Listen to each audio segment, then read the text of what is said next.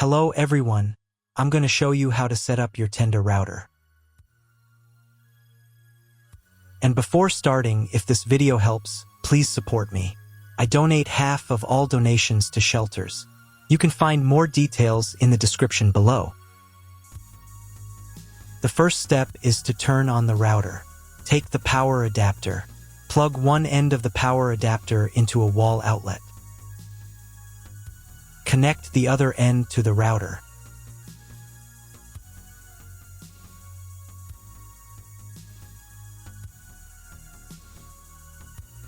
When it's powered on, a light will illuminate.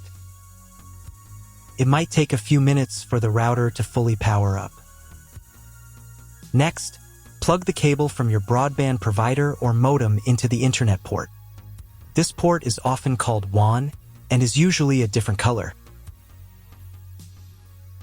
Each cable should be inserted until it clicks. Now you should reset the router to its factory settings. Hold down the reset button on the router for 10 seconds. Wait for the lights on the router to begin flashing. Occasionally, this button can be found inside the router casing to avoid accidental presses. Use a slim object to press it down.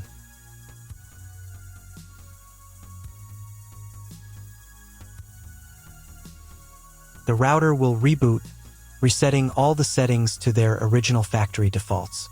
Connect one end of the Ethernet cable that came with the router to an Ethernet port.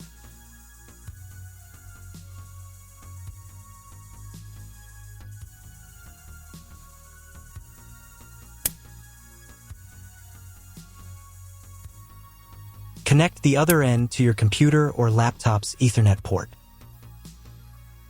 Please wait a few minutes for connection. Awesome!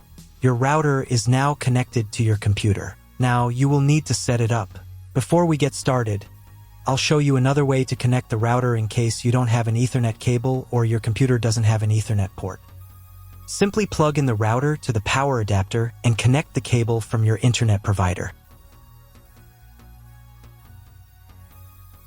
This will turn on the Wi-Fi. If the router is new and hasn't been set up yet, the Wi-Fi network will be named after the router itself. Your router has a unique Wi-Fi network name and password printed on a label. Connect to it. Great job connecting to the router. Now let's move on to the setup process.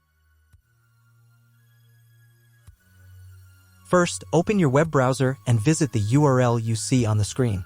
Use the URL bar instead of the search bar.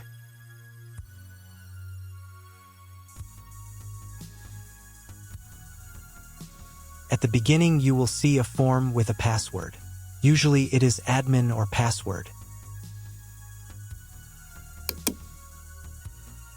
If these credentials are wrong, then find label on your router.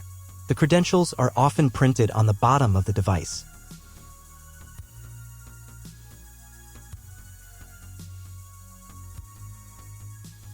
If none of this works, it means that your router has already been configured and someone has changed the login and password.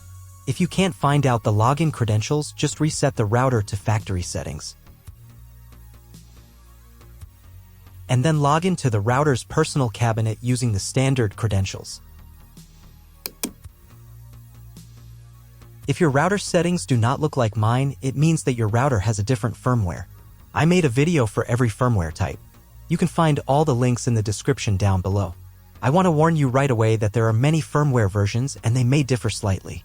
But don't worry, you will succeed. Just watch the video and follow the instructions. So, at the very beginning, you will see the setup wizard, which will help you configure your internet connection. First, the router will try to automatically detect your connection type. You can also select your connection type manually. All this information can be found in your contract with the internet provider. If you have a static IP address, select it and enter the required information. This type is applicable if you are assigned a fixed IP address for accessing the internet. If you have PPPoE, choose this option and enter your username and password. If you're not sure what type of connection you have, Then select this option. It's the most common type. Next, come up with a name and password for your future Wi-Fi network. The password must be at least 8 characters long. Then click the OK button.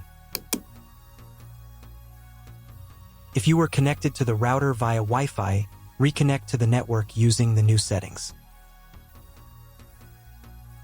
After the basic setup, you should be redirected to the router's main page. Now you need to restart the router. But first, I recommend updating the firmware for stable performance. Here you can change the router's interface language. I'll keep it in English. Go to the administration menu.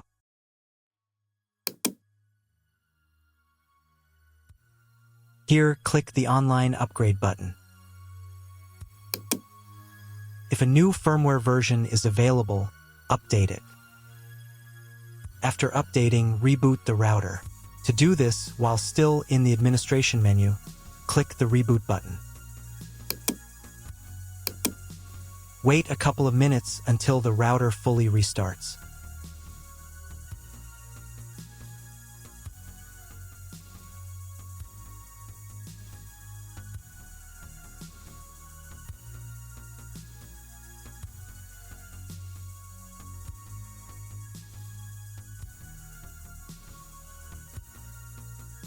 Now check if the internet is working. Just try Googling something. If there's no internet connection, you need to try cloning your MAC address. To do this, go back to the administration menu. Here, find the WAN parameters section. From the drop-down list, select Clone Localhost's MAC and click the OK button. Then once again reboot the router.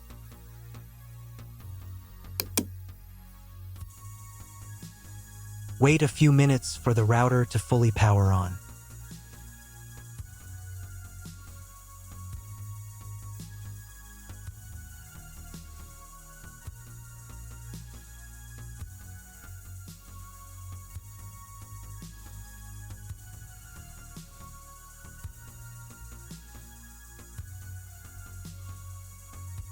Now check if the internet is working. Just try Googling something. If the internet still doesn't work, at this point you need to call your internet provider. They will tell you exactly what type of connection you need and what additional parameters to set. That's all. If my video was useful, please support my work. I donate half of all donations to shelters. You can find more details in the description below.